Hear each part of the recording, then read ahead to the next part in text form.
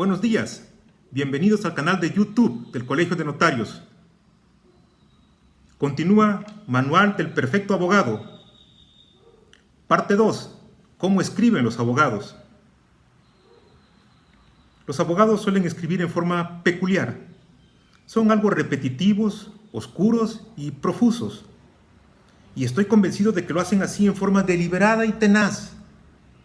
Si alguna cosa la pueden decir con pocas palabras, un abogado, yo no sé de qué endiablada manera, se las ingenia para escribirlas en un montón de hojas tamaño legal u oficio, con letra chiquita y tan apretadita como sea posible, con la vaga esperanza de confundir y de fastidiar al enemigo. Así, el ingenioso letrado escribe un argumento en 1 o 2 nutridos párrafos, y a continuación lo repite de manera ligeramente distinta en tantos párrafos como repeticiones haga. Y una de sus estrategias favoritas es, según mi experiencia, la acumulación de argumentos o presumibles pruebas. Pareciera que en su exclusiva ciencia, entre más argumentos se acumulen, es mejor. ¿Por qué en efecto no bastaría un solo argumento claro, puntual, lineal y contundente? Uno solo.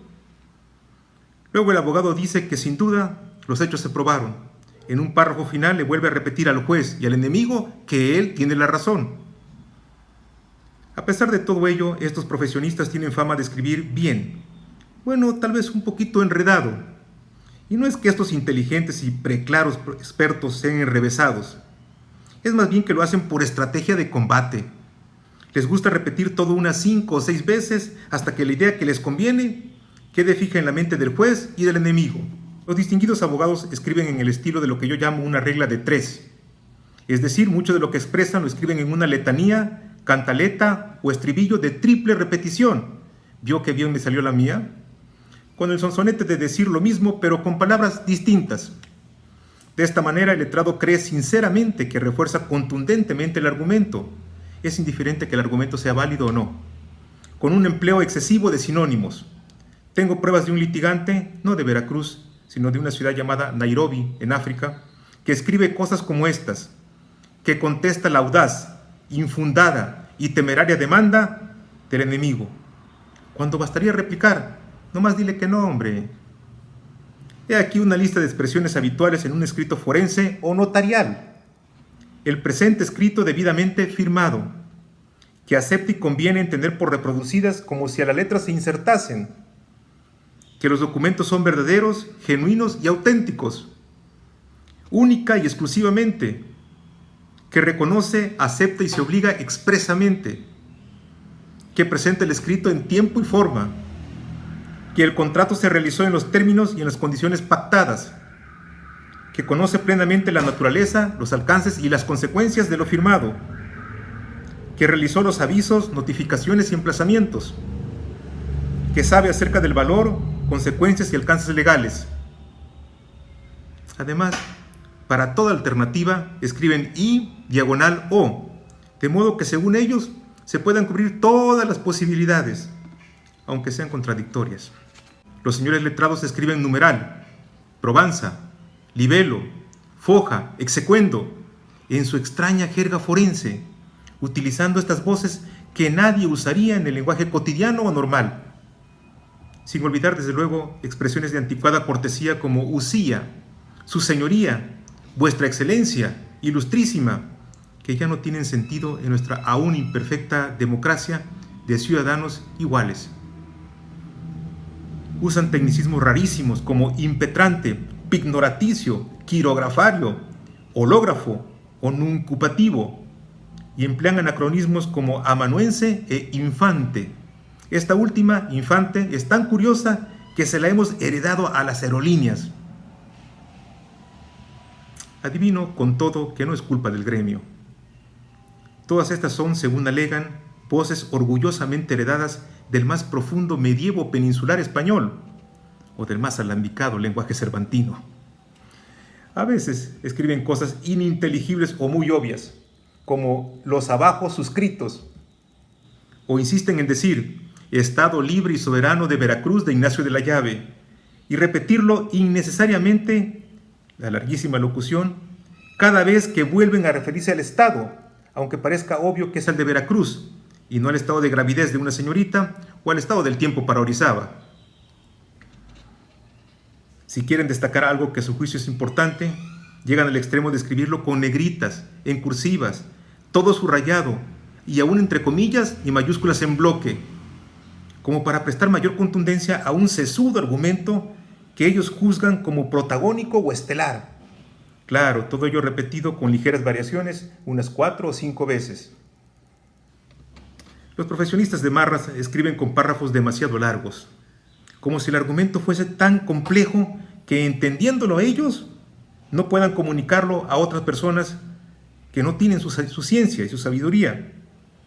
Manifiestan cierto desprecio por los signos de puntuación, lo cual se puede expresar de todas las artificiosas especializaciones de esta noble ciencia, ya sean los dictámenes de los consultores, los libelos de los abogados litigantes, las diligencias de los actuarios, las sentencias de los jueces, los tocas de los magistrados, los votos disidentes de los señores ministros, las imputaciones de los fiscales, los alegatos de los defensores, las escrituras de los señores notarios, los ensayos de los investigadores, los libros de texto de los profesores universitarios, los decretos de los legisladores, las circulares de los abogados burócratas, las partidas de los registradores civiles o los asientos marginales de los registradores de la propiedad y del comercio. Yo creo, lo digo con toda ingenuidad, que esto obedece a que la velocidad del pensamiento de un abogado es tal que no es posible reducirlo a reglas de puntuación limitantes. Es absolutamente necesario que el abogado pueda explayarse. Cuando escriben ensayos, alegatos, dictámenes o lo que fuere, los señores letrados tienen la costumbre de hablar muy respetuosamente de la doctrina en que se apoyan y que les favorece, como si fuera palabra divina. De hecho, emplean calificativos algo ostentosos, grandilocuentes o francamente rocambolescos. Así, cuando citan a su favor, digamos, a Rogina Villegas, o a Ignacio Burgoa, o a Jacinto Pallares, dicen algo así como lo siguiente: el insigne y egregio jurista y maestro orizabeño, don Rafael Rogina Villegas, opina tal cosa. Yo no he visto jamás que se empleen semejantes calificativos tan rimbombantes y exagerados en ninguna otra ciencia, excepto en la ciencia del derecho. Se trata, creo, de una respetuosa actitud, pero mal entendida, que no resulta al final sino en una falacia llamada argumento de autoridad, que ningún científico de otras ciencias aceptaría jamás. ¿Qué decir en cuanto a la forma de redactar? A veces, algunos textos exhiben inconsistencias de todo tipo en cuanto al verbo, tiempo, modo, número, género, de todas las estructuras gramaticales. En numerosas ocasiones inician los párrafos con una preposición. Creo entender cuál es la intención. Inician los párrafos porque con ello logran mantener el suspenso de lo que van a escribir.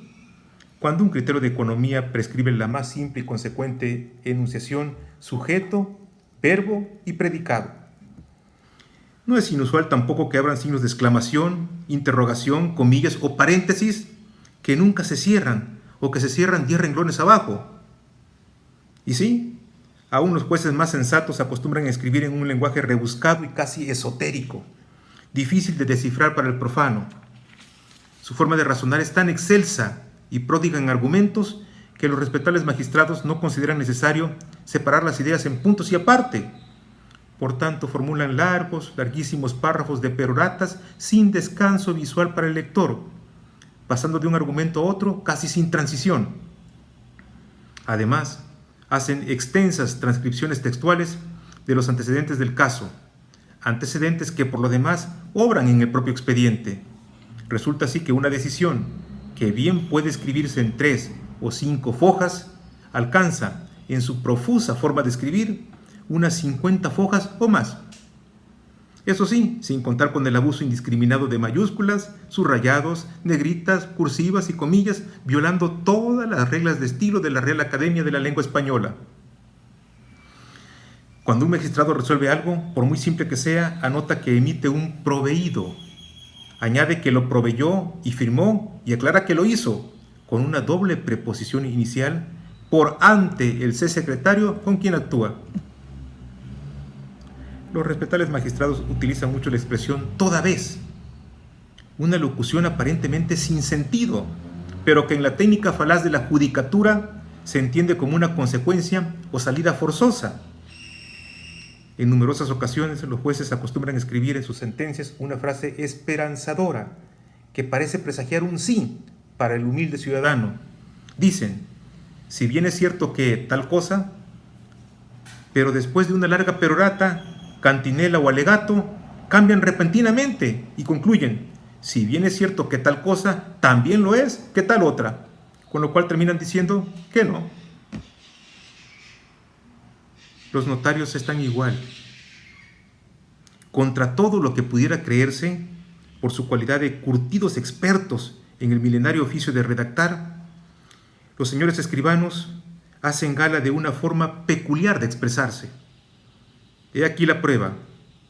Por escritura número tal, de fecha tal, libro tal, pasada ante la fe del notario público tal, número tal, del distrito tal, de la ciudad de tal, del Estado libre y soberano de Veracruz de Ignacio de la Llave. Paciencia. El sujeto y el verbo van a aparecer unos 5 renglones después.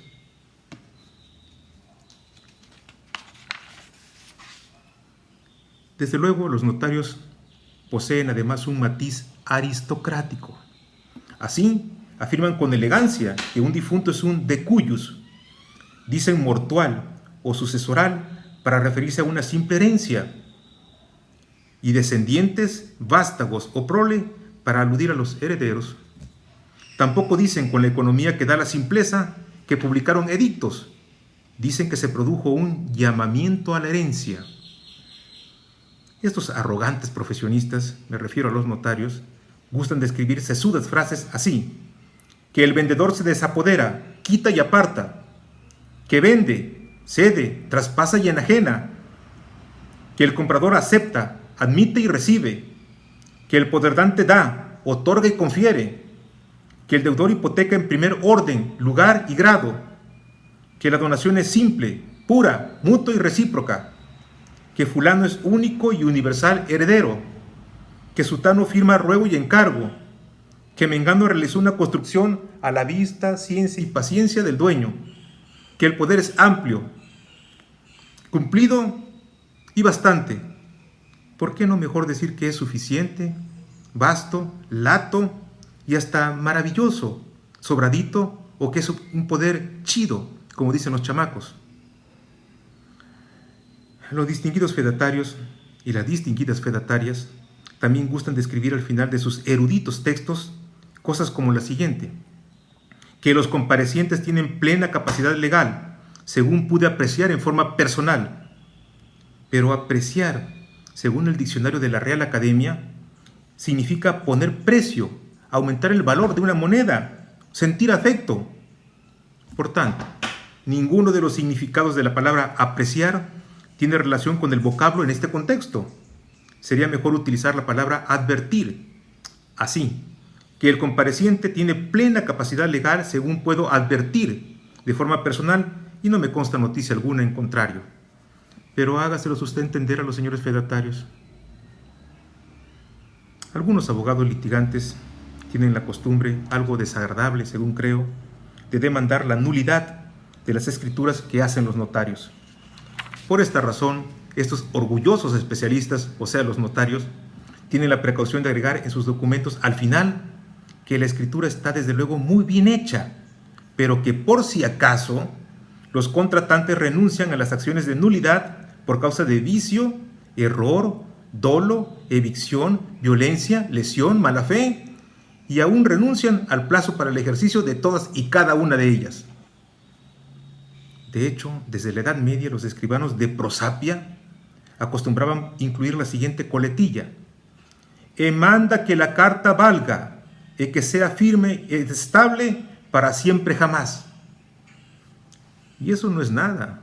Aunque usted no lo crea, se ponían maldiciones al final de las escrituras, como conjurando el peligro de que a un temerario litigante se le ocurriera la peregrina idea de anularla. Y después de esto, puede poner el escribano cual maldición quisiere. Esta maldición adviene porque el escribano tiene lugar de Dios en tierra para hacer justicia. Y la maldición iba en latín para que resultara más impresionante. Et in privilegio potes princeps, e maleditionem contra faciente apponere, qui ad faciende justitiam locum Dei tenet in terris, o dicit. No lo entendió, ¿verdad? No importa. Repare solamente en las palabras escribano e maleditionem. Eso es todo. Los abogados burócratas gustan de terminar sus reportes legislativos o administrativos con fórmulas extrañas. No es solo que escriban frases decimonónicas tan grandilocuentes como suyo, afectísimo y seguro servidor. Distinguido y respetable señor, permítame que tenga el honor de presentarme. Solicito con el más profundo respeto, o bien aprovecho esta ocasión para testimoniarle toda mi consideración. No, señor, desde que tenemos patria, escriben frases o lemas nacionalistas del tipo 2015, año del generalísimo José María Morelos y Pavón. 2019, año del caudillo del sur. O 2020, año de Leona Vicario, benemérita madre de la patria. Pongo en este mismo caso un ejemplo muy popular. Todo mundo sabe que la Constitución reza, sí, reza, que el Ejecutivo Federal en ningún caso y por ningún motivo podrá volver a desempeñar el puesto. No obstante lo cual, desde hace más de 100 años, los señores legisladores siguen escribiendo en el trasiego de la correspondencia gubernamental el más oficialista y mexicanísimo de todos los lemas: sufragio efectivo, no reelección.